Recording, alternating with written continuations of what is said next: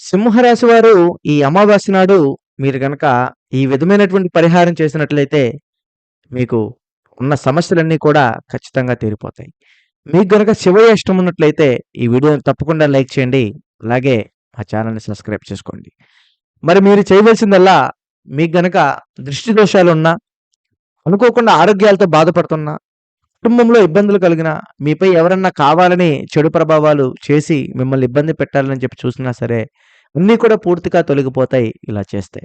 మీరు చేయవలసిందల్లా ఒక 2 నిమ్మకాయలు తీసుకొని, ఆ నిమ్మకాయలని అడ్డంగా కాకుండా నిలువుగా కోచి, దానికి పసుపు, కుంకుమ అద్ది, దానిపైన చిన్న కర్పూరం పెట్టి వెలిగించండి.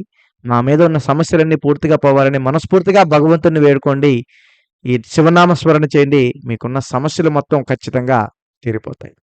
మీరు సమస్యలతో బాధపడుతున్నట్లయితే గురువుగారిని తప్పకుండా సంప్రదించండి. గురువుగారి దగ్గర ప్రతి ఒక్క సమస్యకు పరిష్కారం దొరుకుతుంది.